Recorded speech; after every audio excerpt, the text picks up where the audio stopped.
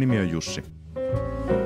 Mä oon 4. vuoden kauppatieteiden opiskelija Itä-Suomen yliopistossa Kuopiossa ja oon käytännössä graduavaille maisteri.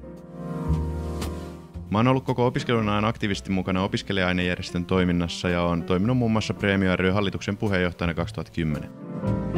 Mä oon ollut myös perustamassa Kuopio yrittäjyysyhteisö Kuopio ES:ää, jonka hallituksen varapuheenjohtajana oli vuonna 2011. Tällä hetkellä mä oon ylioppilaskunnan edustajistossa.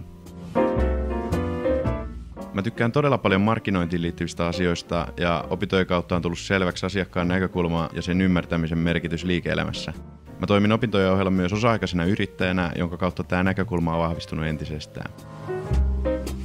Mun harrastuksiin kuuluu maalaaminen, piano- ja kitaran soittaminen, laulaminen, bänditoiminta sekä golf, jonka aloitin muutama vuosi sitten. Mä pidän itseäni luovana, mutta loogisena ajattelijana on todella nopea oppia uusia asioita ja sopeutumaan, jos tilanne sitä vaatii.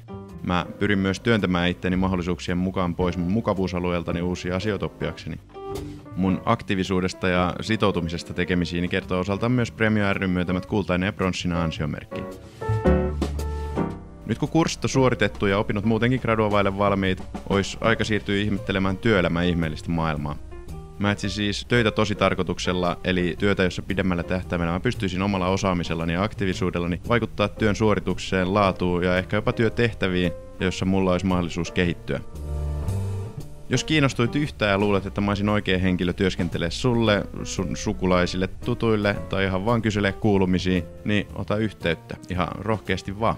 Ja kiitti kun jaksoit kuunnella, mitä mulla oli sanottavaa.